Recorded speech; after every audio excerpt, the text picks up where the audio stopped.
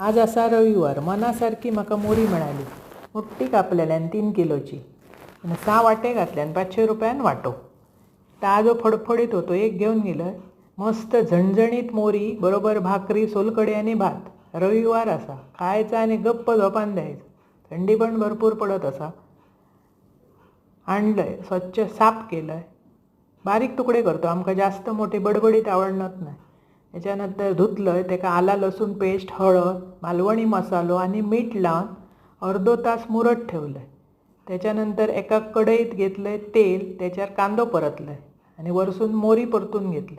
मोरीक ना पाणी अजिबात घालायचं नाही, ढवळून शिजायचं, पाणी सुटतात एका. व्यवस्थित शिजली की त्याच्यात 2 कोकमा आणि कांद्या खोबऱ्याचा वाटप. होई तितकीच घन पातळ तुम्ही करा, आमका थंयच्या थंय आवडता. वरसून कोथिंबीर अशी करा, खावा. आवडले चॅनल सबस्क्राईब करा.